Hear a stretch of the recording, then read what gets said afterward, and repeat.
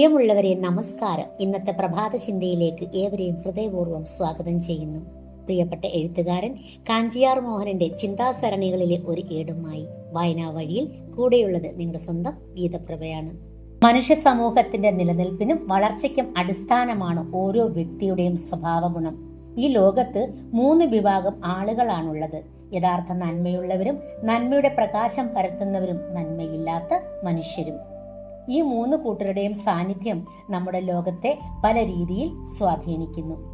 നന്മയുള്ള മനുഷ്യരെ തിരിച്ചറിയാൻ എളുപ്പമാണ്.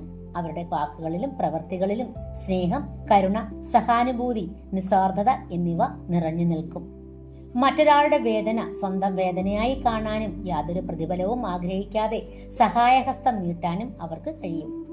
ഇവരുടെ സാന്നിധ്യം സമൂഹത്തിൽ സന്തോഷവും പ്രതീക്ഷയും പകരുകയും ചുറ്റുമുള്ളവർക്ക് പ്രചോദനമാവുകയും ചെയ്യുന്നു.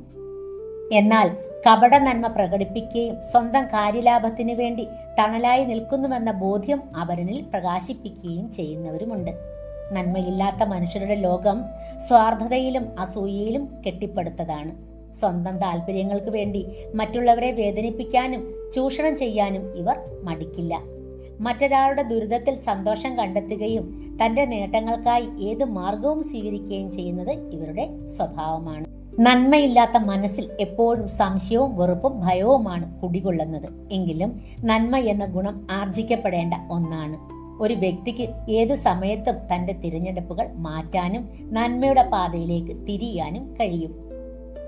മറ്റുള്ളവരെ മനസ്സിലാക്കാനും അവർക്ക് വേണ്ടി നല്ല കാര്യങ്ങൾ ചെയ്യാനുമുള്ള ഓരോ ചെറിയ ശ്രമവും നമ്മെ നന്മയുള്ള മനുഷ്യനാക്കി മാറ്റും.